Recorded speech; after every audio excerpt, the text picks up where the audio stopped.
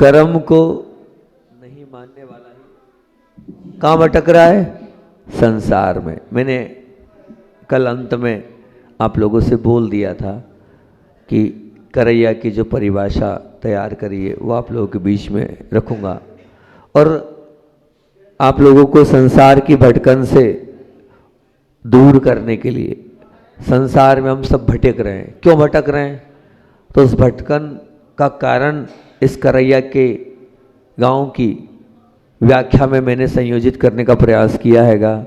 और उसमें मैंने कल आप लोगों के लिए मंगलाचरण बोल दिया था। कल तो प्रवचन वही करना था लेकिन कुछ और निकल गया। तो करैया का क्या बोल रहा था कि कर्म को नहीं मानने वाला ही संसार में भटक रहा है। संसार में भटकन का कारण क्या है? क्या कारण है? हम सबको तो मानते हैं, क्योंकि जो चीज दिख नहीं रही उसको कैसे माने हम? भाई मानेंगे तब ना, जब दिखे तब तो मानेंगे ना। कर्म हमें दिखते नहीं है। कर्म कोई को दिखते हैं? बोलो, दिखते हैं कर्म? नहीं, कर्म किसी को दिखते नहीं है, इसलिए हम कर्म को मानते नहीं है, इसलिए हम संसार में भटक रहे हैं निश्चित। और मैं आपको बताऊं कि आपके साथ और आपके पास और आपके लिए जीवन पर्यंत अगर कोई रहेगा तो एक कर्म की श्रृंखला ही आपके साथ रहेगी। जब आपका मरण होता है ना, तो मरण करने के बाद ये कार्बन शरीर ही ऊपर जाता है। और लोगों की धारणा है, क्या धारणा है, कि शायद हमारे कर्म का लेखा जोखा कोई ऐसा, कोई क्या बोलते हैं उसको आप, यमराज बोलते हैं, यमराज के पास है। ऐसी सबकी धारणा है कि कोई लिखा पढ़ी भगवान के पास कोई खाता भाई है। मैं लगा ऊपर वाला लिख रहा है, ऊपर वाला कर रहा है। ये सब कुछ आप लोगों की धारणा है, आप लोगों की मानसिकता है। पर ध्यान रखना, एक चींटी भी हो और एक मनुष्य भी हो, वो चींटी के पास भी उस शरीर के अंदर उसकी अनादिकाल की कर्म की संततता उसमें है। उसका कार्बन शरीर, उसका लेखा जोखा उसी के पास है और उसी के शरीर में है, और कोई बाहर नहीं है। ऐसा नहीं कि कहीं ऊपर सौधर्मेंद्र आपका हिसाब किताब रखवा रहा हो अपने यमराज के माध्यम से, नहीं। आपका हिसाब किताब आपके स्वयं के शरीर के अंदर, ये कार्बन शरीर है। इस कार्बन शरीर में अनादिकाल से जो कर्म हमने किए, उन कर्मों का लेखा जोखा हमारे अंदर है। बस हमें समझना है हम संसार में क्यों भटक रहे हैं, क्योंकि हमने कर्म को नहीं माना।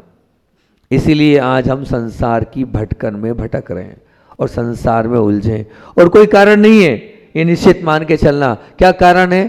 तो कहा है कर्म को हम स्वीकार नहीं कर रहे हैं। कौन ऐसा है जो कर्म को स्वीकार करता है? करते हैं हम कर्म को स्वीकार? बोलो, कर्म को स्वीकार करते हो? हमारे कौन से जी हैं? पहाड़िया जी, टोंगिया जी, पाटनी जी, मेडिकल वाले यहाँ पर हमारे बीच में आए हैं, गुना से आए हैं, कभी कभी आ जाते हैं दर्शन करने। आज नवीन जिनालय में आज प्रथम अभिषेक शांति धारा यहाँ हुई हैगी। छोटा सा गांव है पाटनी जी, 2-3 घर की समाज है। 2 घर में से वे दोनों घर यहाँ रहते ही नहीं है, अशोक नगर ही रहते हैं। थोड़े बहुत वो 1-2 भाई यहाँ रहते हैं, वो भी शायद भगवान के दर्शन करने, अभिषेक पूजन करने नहीं आते हैं। आते नहीं आते नहीं आते। अब ऐसे छोटे से गांव में अब आएंगे, लेकिन छोटे से गांव में इतना सुंदर जिनालय और सुंदर भगवान यहाँ पर इन लोगों ने विराजमान करें, और हमको बुलाया, हम आ भी गए भगवान की वेदी प्रतिष्ठा करने, भगवान को विराजमान करने।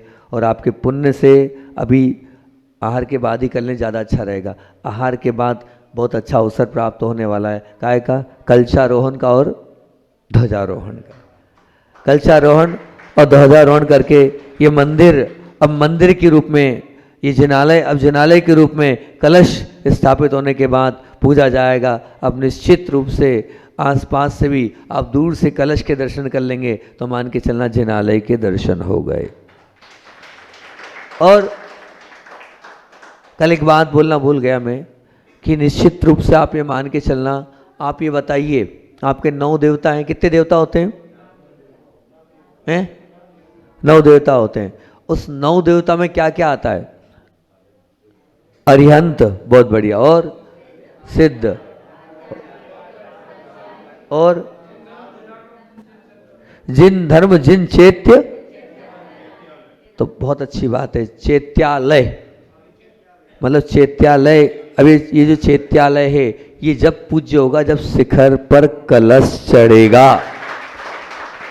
और आज शिखर पर कलश चढ़ेगा और शिखर पर कलश चढ़ने के बाद अब ये जो दीवालें हैं ये दीवालें अब ईंट पत्थर की नहीं रह गई, ये दीवालें अब पूज्यता को प्राप्त हो जाएगी, इसमें पूज्यता आ जाएगी। इस दीवाल को भी आप नमन करोगे तो निश्चित मान के चलना आप जिन चैत्य को चैत्यालय को नमन कर रहे हो। तो जो लोग कर्म को नहीं मानते हैं वही संसार में भटक रहे हैं। अच्छा श्री जी, हमेशा मैंने अधिकतर गुरुदेव की जो प्रिय है लाइन में आपके बीच में रख रहा हूँ, वो गुरुदेव बार बार इन लाइनों को पढ़ते थे। और जब मैं नया नया संघ में शामिल हुआ था तो मुझे अर्थ नहीं आता था। अब नए नए थे, नहीं जानते थे कि क्या है कैसा है, लेकिन मैं सोचता था अच्छा इसको बार बार रिपीट क्यों करते हैं, एक ही लाइन को बार बार रिपीट करने का क्या हेतु है, क्या कारण है कि इस प्रकार से इन्हीं लाइनों को पूज्य गुरुदेव बार बार रिपीट कर रहे थे। तो आचार्य श्री जी बार बार क्या करते थे, स्वयं कृतम कर्म यदात्मना पुरा फलम तदीयम लभते शुभाशुभम परेण दत्तम यदि लभते स्फुटम स्वयं कृतम कर्म निरर्थकम तदा। और फिर बोलते थे निजाजितम कर्म व्याह देहिनो न कोपि कश्यापि ददाति किंचन विचार्यन्नेव मनन्य मानस परो ददाति विमुच्य क्षेमशिम। ये संस्कृत में दिन में 3 बार आचार्य श्री जी इसको पढ़ते थे और कभी कभी इन लाइनों को बहुत बार पढ़ते थे। इसका अर्थ हिंदी में क्या है तो हिंदी में बता देता हूँ, इसका अर्थ क्या है, फिर इसको खोल देता हूँ। ये लाइनें निश्चित रूप से संसार के भटकन को दूर करती है, तभी तो गुरुदेव इसको बार बार पढ़ते थे। देखो एक बात ध्यान रखना, हमारे गुरुदेव किसी चीज़ को पढ़ते थे, किसी चीज़ का मंथन और चिंतन करते थे तो निश्चित वो सारभूत लाइनें होती होगी, तभी तो गुरुदेव पढ़ते थे। क्योंकि उसका हिंदी अर्थ क्या है, अगर आप हिंदी में सामायिक पाठ में स्वयं कृतम कर्म नहीं, स्वयं किए जो स्वयं किए कर्म क्षमा शुभ फल निश्चय ही वे देते करे आप फल दे अन्य तो स्वयं किए निष्फल होते। क्या बोलते हैं यहाँ, स्वयं किए जो कर्म शुभाशुभ फल निश्चय ही, मतलब आपके कर्मों का फल ही आपको मिलेगा, दूसरे के कर्म का फल आपको नहीं मिलने वाला है। ये लाइन गुरुदेव पढ़ते थे। और फिर करे आप फल दे अन्य तो स्वयं किए निष्फल होते। करे आप फल और अन्य कोई देगा क्या, अगर अन्य कोई देगा तो हमारे किए हुए कर्म निष्फल हो जाएंगे, निश्चित मान के चलना। तो स्वयं किए जो कर्म शुभाशुभ फल निश्चय ही वे देते। हमने अगर कर्म खराब किए हैं तो निश्चित रूप से हमें ही मिलेगा। मैं तो हमेशा बोलता हूँ, हमने अगर मान लो गेहूँ बोए तो ध्यान रखना हमें बमूल नहीं मिलने वाले, और हमने बमूल बोए तो गेहूँ नहीं मिलने वाले। हमने जो बोया है हमें वो ही मिलेगा, उसी की प्राप्ति होगी। और अपने कर्म सिवाय जीव को कोई न फल देता कुछ भी, पर देता है ये विचार तज स्थिर हो छोड़ प्रमादि बुद्धि। मतलब क्या हुआ, हमें ही अपने कर्मों का फल मिलना है। कोई भी किसी भी प्रकार से हमारा भला बुरा कर सकता है क्या, नहीं कर सकता, किसी में ताकत नहीं है। और लेकिन हमारी आदत क्या है, हम किस पर ढोलते हैं, बोलना किस पर ढोलते हैं, इसने किया उसने किया, इसके कारण हुआ उसके कारण हुआ। तो निश्चित मान के चलना हमने अभी अध्यात्म को नहीं समझा, हमने अभी अपने जीवन में उस धर्म की प्रक्रिया को अपने जीवन में उतारा नहीं। तभी तो हम ढोलते हैं, तभी तो हम दूसरे पर आक्षेप करते हैं, तभी तो हम दूसरे के साथ क्या कर लेते हैं कि ये दूसरे के माध्यम से दिया हुआ नहीं, मेरा है मेरे माध्यम से। मैं तो हमेशा एक उदाहरण देता हूँ, जब भी कर्म की बात आती है तो मैं यही बोलता हूँ, ये कर्म रूप रेस्टोरेंट है। कौन सा रेस्टोरेंट है, कर्म रूप रेस्टोरेंट है। इसमें हम जो बुक करेंगे हमें वही मिलेगा। जैसे होटल में गए आप, तो होटल में गए तो आपने काजू करी बोली तो काजू करी, नान बोला तो नान, ठीक है ना, मलाई कोफ्ता बोला तो मलाई कोफ्ता, वही मिलेगा। ऐसा तो नहीं है कि आपने नान बोला और आपको पराठा रोटी मिल जाए, नहीं। जो आपने बुक किया है, जो टिक किया है, वेटर वही ला के देगा, दूसरा कुछ ला के देगा क्या, ना दिया है ना देगा। जब ये सत्य है तो आप स्वीकार करो ना, अगर कुछ प्रतिकूल मेरे साथ हो भी रहा है तो निश्चित रूप से मैंने प्रतिकूल किया होगा, तब तो मुझे मिल रहा है। एक व्यक्ति के कुछ धनराशि चली गई, तो बहुत मतलब बिरले लोग होते हैं कि ऐसी सोच रखते हैं और इस प्रकार की मतलब उनकी मानसिकता होती हैगी। तो उस व्यक्ति से पूछा कि भाई वो राशि वो सामने वाला नहीं दे रहा है, तो बड़ा अच्छा जवाब दिया पाटनी जी, उसने अच्छा लगा। उसने बोले हाँ महाराज जी, ये मेरा मित्र था, परेशानी में था, समस्या में था और इसको पैसे की आवश्यकता थी, घाटा लग गया था शेयर मार्केट में, मैंने लंबी राशि दे दी। इसकी फैक्ट्री बिक रही थी तो मैंने सोचा मैंने मदद कर दी। तो बोले मदद कर दी, मैंने दिया इसको कितनी, बोले अच्छी बड़ी CR में राशि दी। समझ जाओ बड़ी राशि होगी, उनने मदद कर दी। बड़े लोग होते हैं, बड़ी मदद होती हैगी। अब मदद हो गई, मदद सामने वाले ने कर भी दी और वो धीरे धीरे सामने वाले ने उंगली पकड़ी तो उंगली पकड़ के चलना सीख गया और चलते चलते बढ़ गया। अब बढ़ गया तो कुछ समय पश्चात भैया अब तुम थोड़े सक्षम हो गए हो, बोले अभी नहीं थोड़े दिन बाद, कोई बात नहीं।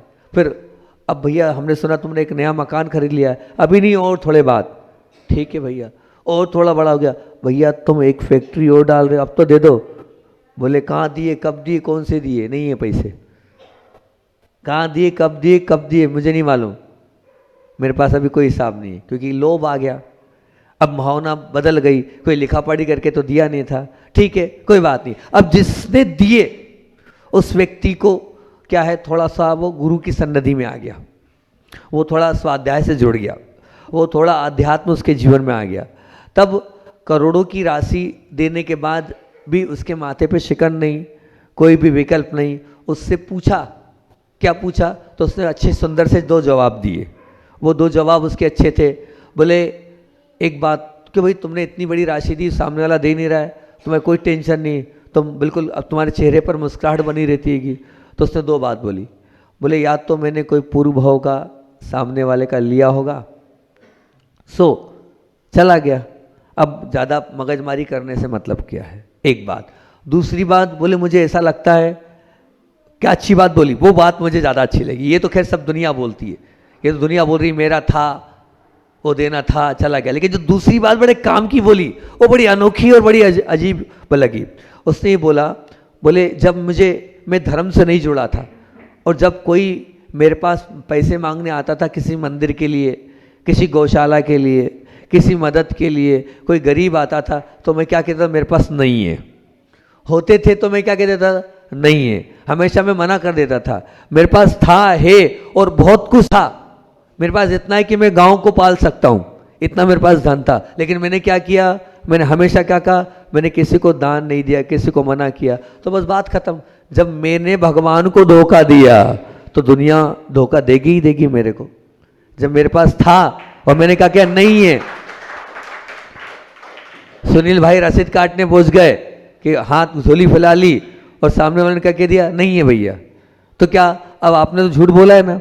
बोले मैंने ऐसा बहुत बार झूठ बोला है मेरे जीवन में, मैंने बहुत लोगों का दिल दुखाया है, मैंने बहुत लोगों की अपेक्षा की पूर्ति नहीं करिएगी, तो अब मेरी उपेक्षा हो रही है तो मुझे परेशान नहीं होना चाहिए, मुझे बिल्कुल जो मेरे साथ हो रहा है वो मेरे किए की सज़ा मुझे मिल रही है। ये जवाब मुझे बहुत अच्छा लगा, ये मुझे जवाब बिल्कुल अंदर तक घर कर गया। मैंने कहा बात तो पते की बोल रहा है ये भाई, कि तुम्हारे पास सक्षमता थी और जब तुमने क्या कहते मेरे पास नहीं है, अब तुम्हारा किसी ने ले लिया है, वो नहीं बोल रहा है, तो तुमने 100 बार नहीं बोला तो एक ही बार तो नहीं बोल रहा है। कौन सी गलत बात बोली इसने, कोई गलत बात नहीं बोली है, क्योंकि आपने जो किया है निश्चित रूप से मान के चलना आपको वही मिलने वाला है। अच्छा करोगे तो निश्चित अच्छा मिलेगा और बुरा करोगे तो निश्चित रूप से आपको वो किया हुआ बुरा ही आपकी किस्मत में लिखा हुआ है, तो वो अपने आप आपके जीवन में आता चला जाएगा। मैं ये कह रहा हूँ, बहुत बार मैंने ऐसा देखा कि अपने आप व्यवस्था बन जाती है। क्यों बन जाती है? उनकी व्यवस्था अपने आप बन जाती है जिन्होंने दूसरों की व्यवस्था बनाई है। जिन्होंने दूसरों की व्यवस्था बनाई है उनकी व्यवस्था अपने आप बनती चले जाती है, अपने आप सरल और सहजता से उनके जीवन में उपलब्धियां प्राप्त होती चले जाती है। जिन्होंने हमेशा सेवा का भाव रखा है, जिन्होंने हमेशा अपना नहीं सोचा है, जिनका जीवन दूसरों के लिए जिन्होंने जिया है कि नहीं भैया मेरा जीवन दूसरों के लिए समर्पित है, तो निश्चित रूप से वो कर्म अपने आप आड़े आता है और आपकी मदद कहीं से अपने आप हो जाती है।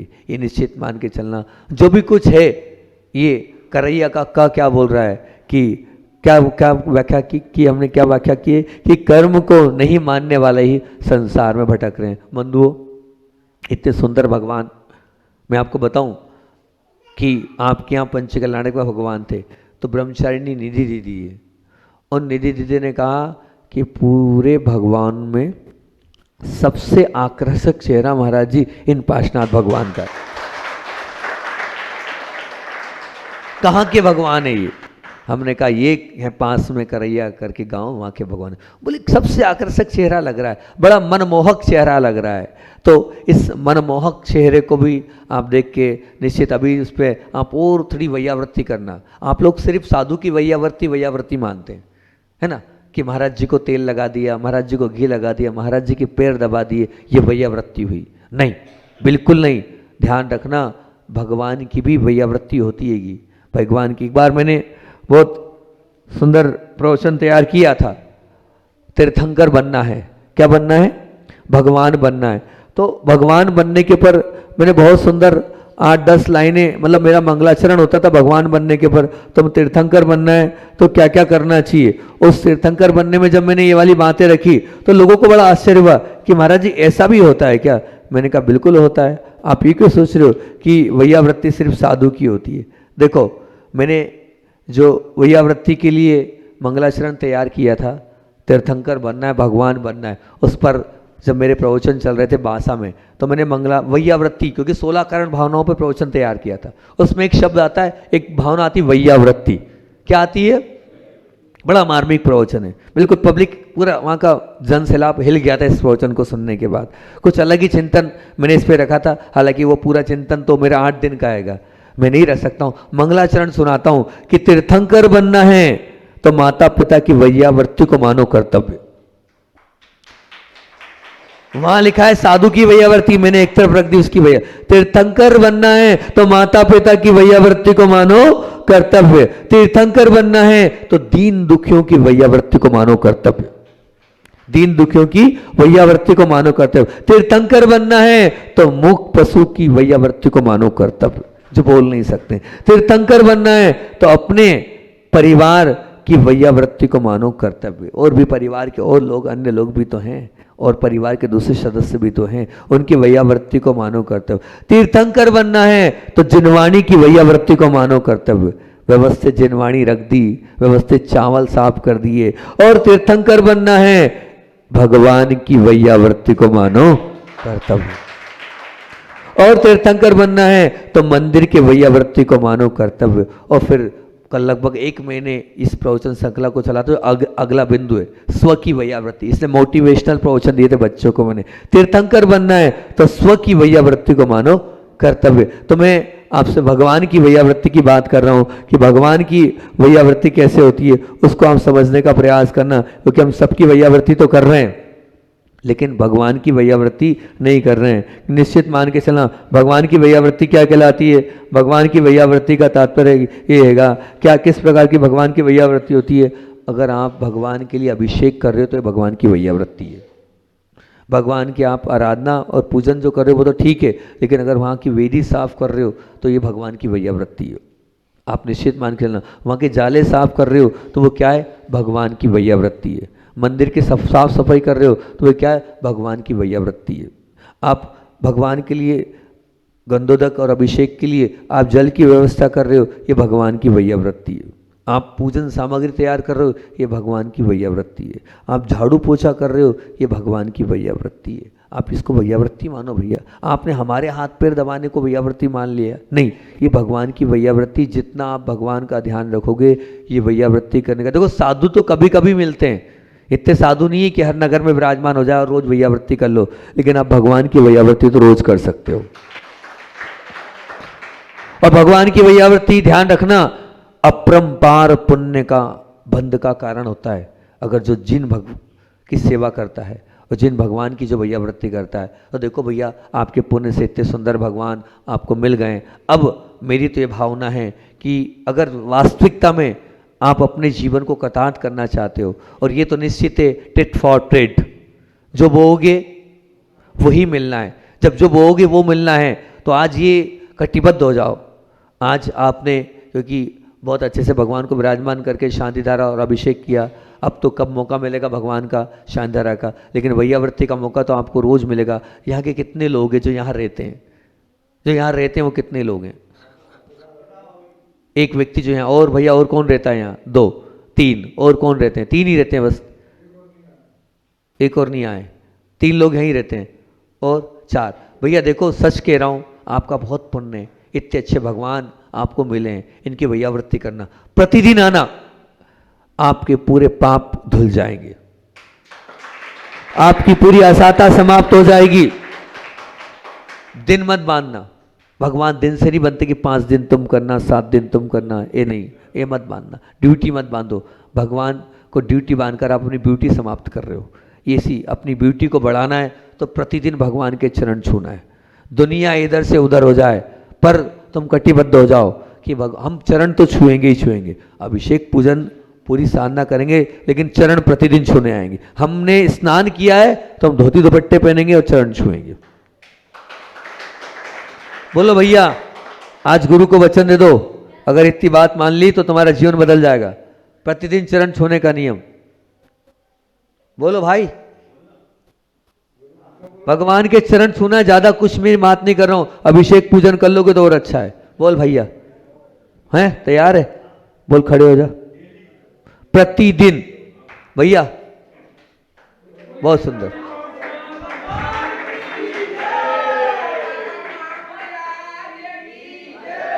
बहुत बढ़िया।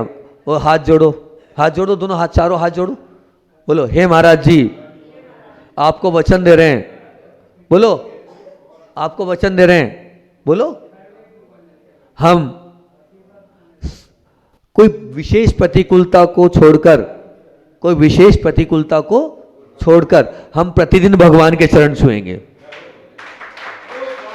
है ना? प्रतिदिन भगवान के चरण छूना, तुम्हारे दिन बदल जाएंगे। ठीक, निश्चित मान के चलो। मैं आशीर्वाद देके जा रहा हूं, अगली बार आऊंगा तो तुम खुद कहोगे महाराज जी आपका आशीर्वाद फला, हमारे दिन बदल गए। पर मेरी बात मानोगे तब, और मेरी बात नहीं मानोगे तो दिन नहीं बदलने वाले। ठीक है ना? चाहते हो ना तुम अपने आप को अच्छा बनाना, चाहते हो अपना कल्याण करना, चाहते हो अपने आप के जीवन को उत्कृष्ट करना, तो ये ध्यान रखना।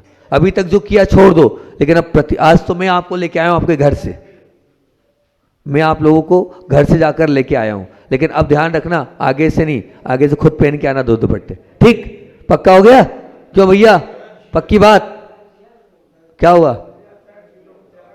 हाँ बहुत अच्छा, बहुत अच्छा, बैठ जाओ। हाँ बहुत सुंदर, चारों भाई है तो कम लोग, लेकिन चारों ने बात मान ली। कौन करेगा भगवान की सेवा?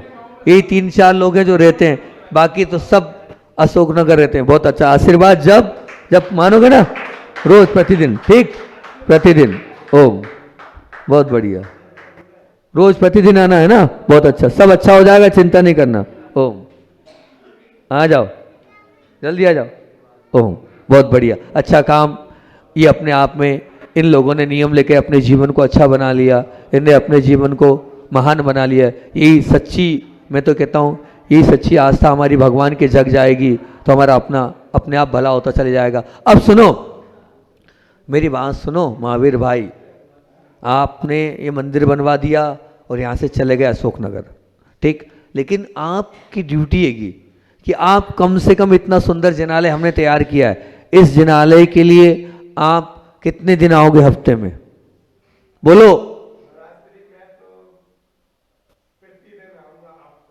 प्रतिदिन। बहुत बढ़िया, महावीर भाई ने रहते अशोकनगर है, लेकिन प्रतिदिन भगवान के, कोई प्रतिकूल परिस्थिति, बाहर की छूट, बाकी आपको यहाँ प्रतिदिन आना है। बहुत अच्छा। और कौन जो इस जिनालय से जुड़ा हुआ है और ये कह रहा है? हाँ प्रतिदिन आते हो? हाँ, कब तक आओगे? बारी वारी नहीं, भगवान की कोई बारी आरी नहीं होती है। हाँ, ये बारी वारी खत्म करो। हाँ, अब तो रोज आना है। सुनो, एक काम कर लो, एक ऐसी व्यवस्था बन जाए, अगर आपकी व्यवस्था बन रही तो कोई दिक्कत नहीं है, सब व्यवस्था हो जाएगी, पैसे की व्यवस्था हम करा देंगे। और इतना तो कर ही दिया आपके लिए इकट्ठा हमने। एक गाड़ी कर लो। ले लेंगे, नहीं ले लेंगे, काय के ले लेंगे? ले लेंगे, काम नहीं करो। एक गाड़ी रखो, सुबह अभिषेक शांति धारा पूजन के बाद यहाँ जो आपका समय आपके हिसाब से अनुकूल कर लो। इतनी धनराशि तो इकट्ठी कर ही दी हमने, कल से इतना सारा इकट्ठा हो ही चुका है, और इकट्ठा करा देंगे, आप चिंता नहीं करना। यहाँ लोग बैठे गाड़ी के निमित्त से भी और बुलवा देंगे हम। एक गाड़ी खरीदो, एक अभिषेक रत्न के नाम से इकट्ठा करो पैसा, कोई दिक्कत, भली पुरानी सी खरीद लो, सस्ती सी खरीद लो, अच्छी खरीद लो। हम अभी घोषणा करा दे रहे हैं, ले लोग आए, थोड़ी थोड़ी आप बोल दो भैया अपनी तरफ से, अभिषेक रथ के नाम से बोलो, कुछ जो राशि बोलना बोल दो। बोल, तेरी जय शिक्षा हो। 11,000 बोलो पाटनी जी, 11,000, 11,000, 31 बोलो। जो अभिषेक रथ के लिए जो देना, जो अपनी शिक्षा, लोड नहीं। 5,000, चलो 5,000, ये 10, 20, 10, 30, 10, 40 यहाँ इकट्ठे करा दिए, ठीक। और बोलो। हाँ, अपने हिसाब से ये हो गया। और बोल दो जिसको करना अभिषेक रथ के नाम से, जिसको राशि बोलना बोल दो। बोलो, लिखो भैया 5 इनके। और बोलो, अभिषेक रथ आएगा, प्रतिदिन आएगा, यहाँ अभिषेक करेगा, और आपके 11,000 भैया के नाम से अभिषेक रथ। और बोलो, जो अभिषेक, सुनो, बाकी पुण्य एक तरफ, बोलो बाकी पुण्य एक तरफ। नहीं, उससे बहुत ले लिया अपन, कल से लिए जा रहे हैं अकेले महावीर से। नहीं, मैं जबरदस्ती नहीं लेता हूं। नहीं, सुनो, बाकी पुण्य एक तरफ, लेकिन ये जो अभिषेक 5,000 रुपये आपकी तरफ से, बहुत बढ़िया, लिखते जाओ। ये अभिषेक रथ का पुण्य ऐसा रहेगा, व्यक्ति आएगा और आपके पुण्य से आएगा, निश्चित मान के चलना। उसका पूरा जब जब आएगा, जब जब वो अभिषेक करेगा, उस अभिषेक का 6वां हिस्सा आपको लगता चला जाएगा, निश्चित रूप से मान के चलना।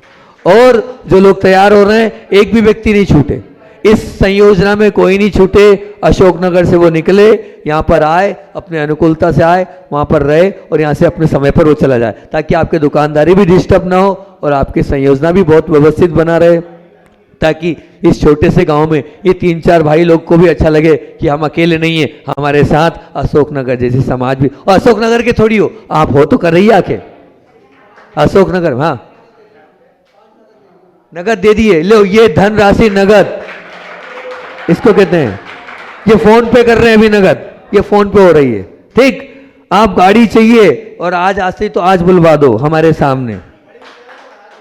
अब मैं सिर्फ ऐसा देखता हूं, और माँ कहती जो महाराज आपके आ गया, हर तरीके। तो ऐसा कुछ कर जाओ कि साधु तुम्हारी तरफ देखे और तुम मना नहीं करो। वो कब होगा?